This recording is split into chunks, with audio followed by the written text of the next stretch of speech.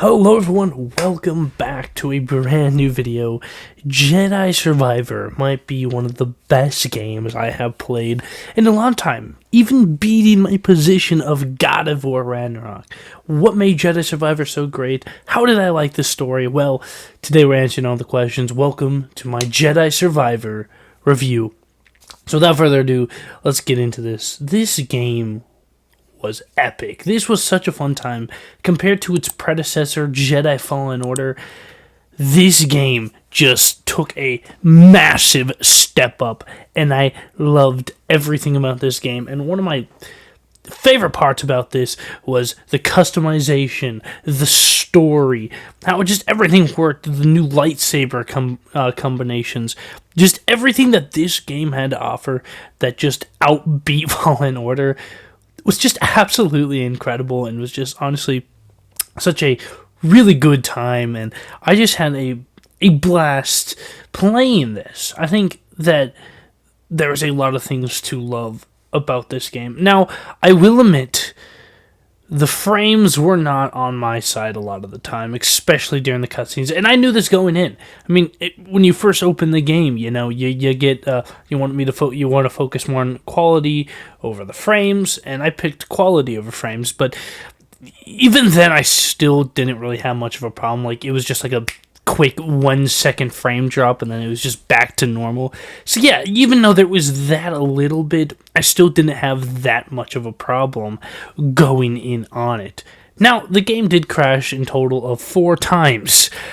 You know, even if it crashes 4 times, I still got to pick up right back where I left off. It got annoying, okay, I will admit. The game crashed the first time, I was like, oh, no big deal. When it crashed the 3rd time, I'm like, alright.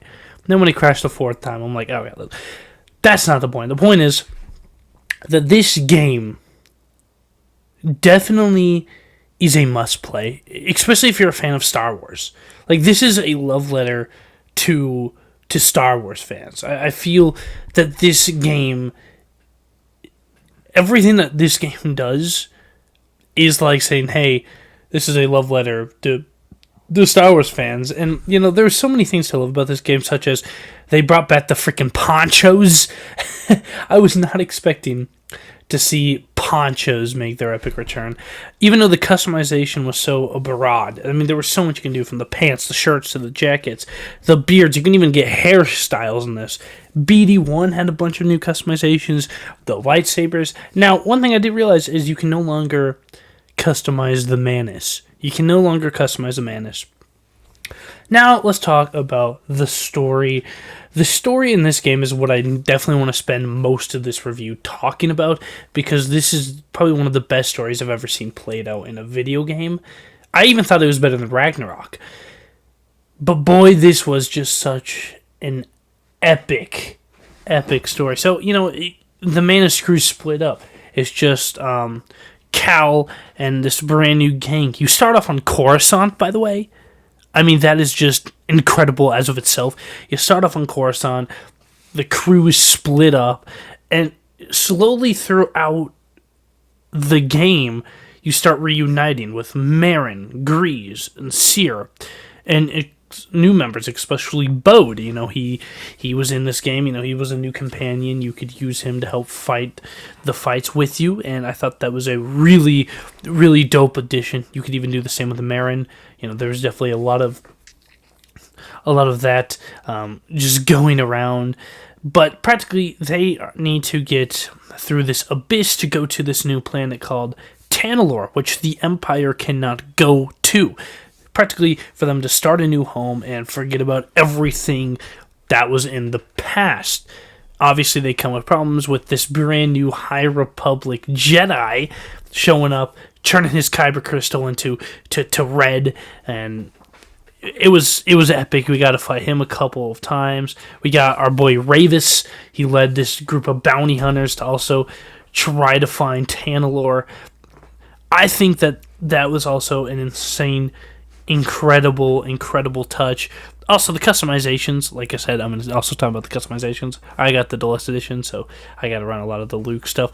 Back to the story. So yeah, they're practically this whole time trying to get this brand new compass to lead them through the abyss. But that's when the plot twist happens. Yes, Bode was a Sith. He was a Sith Lord, and he was hired to kill Cal. I did not see that coming. I really thought that Bode was a good guy. I did not see him coming in and killing Eno Cordova. I was like, no way, he just killed Eno Cordova. That cannot happen. And then, of course, this frustrates Cal, and then he just like, you know what?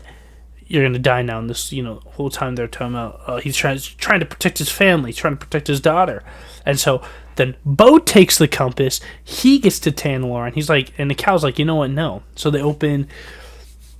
they go back to Kobo, which is a brand new planet. It's practically like the new Bogano or Zepho. You go to quite a lot through the story. I think every other mission you're back in Kobo doing something, and Kobo is just such a beautiful, and you can explore almost everything in Kobo. I still got to go in and go through everything.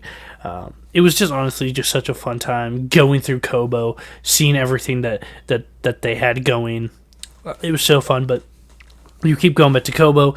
You opened up these things to open up the abyss, and so you go through the abyss, you get to Tanalorr. We also got introduced to a brand new robot named Z. You can actually go to her shops, and you can buy like lightsaber parts. So yeah, that's the story, and I thought that it was a very fun story to play out. You even got to play as our girl Seer. You got to play as Seer. Which was also super dope. Darth Vader makes his epic return in this game. You get to fight Vader, unfortunately killing Seer. That was such a sad moment. Seer dies. It's just like, no! But I thought it was nonetheless. We actually got to fight Vader this time. We didn't just have to run from him. I just thought that was also a really cool touch. The battle droids were so satisfying to kill. Now, here's a tip I'm going to give you, because later on you're going to unlock your crossguard saber, and then you go ahead and you unlock a blaster as well. For like heavy enemies, like bigger enemies, use crossguard. It is one of the most overpowered lightsabers ever. As you can see, I'm not doing that currently, but it's use crossguard for the bigger enemies, and then when you get to like battle droids or stormtroopers, use the saber and blaster stance. I had a lot of fun. The blaster mechanic was so good in this game. It was so clean to use. I was running Solo's blaster the whole time. It was so fun and very clean to use. I thought the stances were really super cool. I think I only used the double-bladed and just single-bladed lightsaber once in my entire playthrough, and then the whole time I just had crossblade and then blaster and saber stances equipped the entire game, and I just had an absolute blast playing that. You also get the Scrapper uniform when you go to the little basement in Grease's Cantina. You get the Scrapper uniform from Fallen Order, which was also just such a super cool touch as well. Honestly, there was just so many things to love about this game, and exploration is key. So if you haven't played the game yet, I don't know why you'd be watching this review, but explore as much as you can, because the chests give you a lot more now instead of just opening up a poncho or a lightsaber part. No, you can get, like I said, shirts, jackets, pants, freaking hairstyles, beards even. And then, of course, you can get BD1, lightsaber stuff. And it was just a lot of cool. And blaster stuff as well. So exploration is key. Definitely go and get every chest you see. There's one chest, the red chest, you cannot get until you get a certain electrical thing for BD1. But also with that exploration, when you see these little shiny things, pick those up, because then you can go to Doma, she's a vendor. You can get like hairstyles and stuff from. So every time you see a shiny thingy, pick it up. It's currency. You can go buy like a hairstyle or clothing from Doma's shop, and I thought that was a super cool that they added vendors in this game. I really thought that was super dope. Coruscant's even a freely explorable planet. I cannot wait to go mess around in Coruscant. The new grappling was also a lot of fun to use as well. The whole final act of this game was super intense. We even got to see Cal peek into the dark side. There's a brand new rage mode, kind of like they use in God of War, but it's like you're tapping into the dark side, and once you use it, your lightsaber turns red, and you just start going ham on all of your enemies, and it is just such a fun time to mess around with. The bounty hunters, is even a bounty hunter system, so you can go like hunt bounty hunters, which I find absolutely incredible. But just this game in general was so fun to play. The puzzles were not terrible. I mean, they weren't even that bad in Fallen Order as well, but it was definitely a bit of a step up from Fallen Order. Super fun game. I think overall my rating of this game is a 10 out of 10. I mean, this was such a good game, and Rick the Door Technician, I almost forgot to mention him, was just another funny pun. It's just a freaking regular scout trooper named Rick. I thought that was a super cool reference. But I think that overall this game was just absolutely stunning, from the boss fights to the open world to everything that you can possibly do in this game. It was so fun to do. So fun to mess around, and I like how you start the game off with all the stuff you learned in Fallen Order, instead of having to go in and relearn those things. And I thought that was like really cool, and I definitely love that. So it just made the gameplay feel fresh. The combat was definitely a big step up. Also, like I said, when you have your cross blades and your blaster stances, and perks were also really cool, and they really definitely made the game just a lot more fresh, and definitely a lot more clean, I think. So yeah, overall there's a lot of amazing things that went on in this game. A lot of familiar faces, like I said, such as Darth Vader returning. Just an all-around spectacular game. And if you haven't played the game yet, like I said, you wouldn't be watching the review if you haven't played it yet. But if you have played this game, let me know your guys' thoughts in the comments. I mean, I knew this game was going to be good, and I had the deluxe edition on top of all of that, so I had, I had the Han Solo and Luke outfits going in as well. So I thought that was also a really cool touch. But I knew going in, like, I was waiting so long. Ever since 2019, I'm like, I want a sequel to this game. It was supposed to come out on my birthday, but then they delayed it. And that wait from March 17th to April 28th was the longest wait in my life.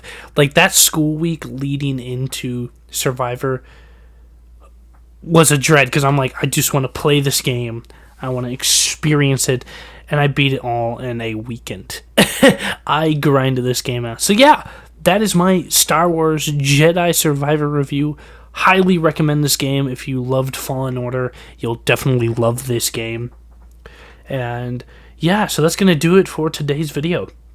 Thank you all so much for watching. Make sure you guys drop a like, subscribe, and turn on post notifications. And without further ado, we'll see you guys in the next video.